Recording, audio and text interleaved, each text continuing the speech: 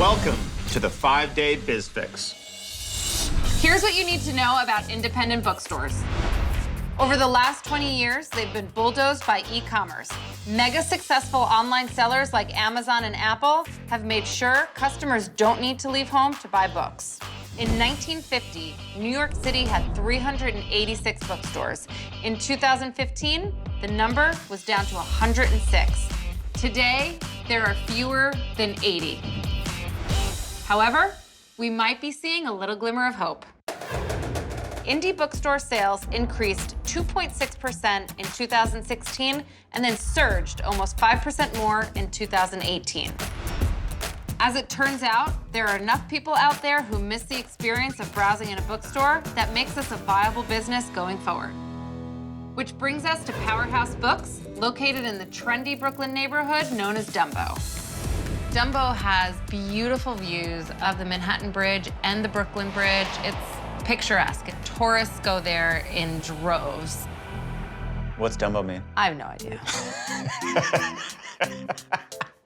Down under the Manhattan Bridge overpass. Down under the Manhattan Bridge overpass. I'll never be able to do that again. Anyway, the Powerhouse owners opened their bookstore 12 years ago with a focus on the art and photography books that they love. We see Powerhouse Books as being an important part of this community. The bookstore business is changing. We've seen our sales slow quite a bit. In fact, Powerhouse's sales have been declining for the past few years, and its expenses keep going up. Powerhouse's revenue to rent ratio is only 4-to-1, but a successful bookstore operates closer to 10-to-1. With all the foot traffic on that block, Powerhouse should be attracting way more customers. We need to figure out how to get them into that store. I think we're here. Is this it?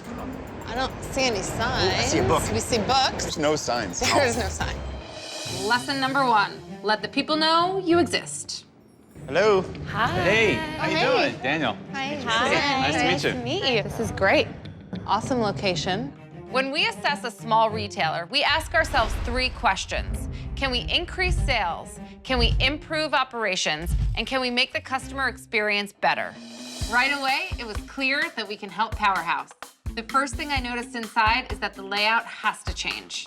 The place has no flow. There are tables with books placed everywhere with no rhyme or reason. And then there are these church pews that are right in front of the checkout. This is where you put your best-selling, highest margin product. This is retail sacrilege. We also do readings, so kind of a Okay, reading so that's what this happens is? here. Kind of that's why the benches are here. Okay. When you do those events, how much are you charging for them? Oh, we don't charge anything. They're free. Okay. It's insane. I like that you do this because it makes you feel so frustrated. It's insane. Nothing is free. I mean, you guys, you've got to charge something here. Right now, these pews are right in front of the cash register. This area should display high profit product. We've got to get the pews out of there, and they will increase their revenue. So what's up here? Pardon the dust and dirt and whatnot. It's the mezzanine. It's an area a few steps above the main floor that they currently have roped off. Almost 1,000 square feet of unused real estate. I could not believe what we're staring at.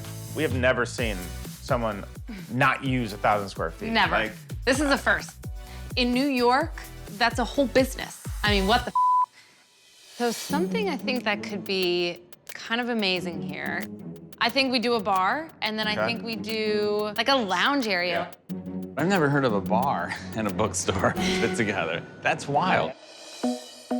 How are bookstore owners adjusting to the changing business climate? One big way is by installing a food and beverage service, which can generate significant additional revenue.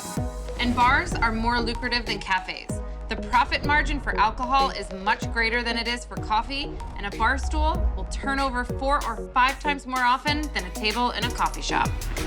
There's a lot of foot traffic at night in Dumbo, so I think a bar could do very well here. We know because we've built a ton of them. Right when you come up the stairs, I think you want the bar to be front and center, in front of the window. That can be more lounge. you have water lines back there, and I see a drain. If we can keep the bar somewhere around there, that's great. Make sure we keep this economical for you. So I think the key here is more people in here. It's really about turning the design ideas into dollars. Thinking dollar signs in my head. Yes, yes. Dollar signs. We need to create more revenue. We need to create buzz. We need to create more activity. So projects that we've taken have increased revenue up to 200%. So after Wow. 5 days, they are bringing in 200% more revenue. This is a great space. We can do it. Thank you very much. All right. Yeah, Appreciate it. nice meeting you. Yeah. You. Thanks, guys. Thanks for coming. It'll be a big change for Daniel and Suzanne to run a bar. The learning curve is no joke. But this is how bookstores survive now. Adapt or die.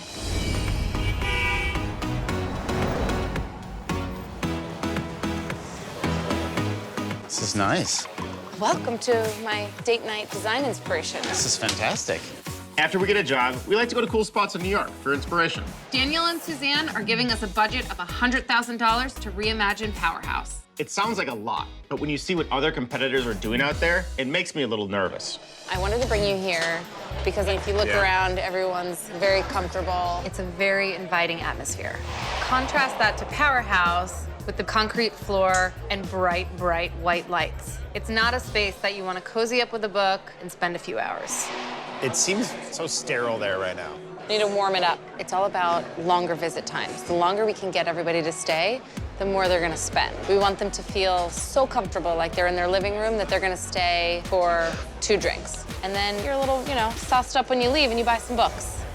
We can easily get 40 seats at the bar and lounge comfortably. Let's say the bar is only open for 6 hours, and each seat generates 5 drinks at $10 a drink. What's that? $2,000 A night. a night, about $60,000 a month. That math looks good to me. You brought me here to this beautiful place. I did.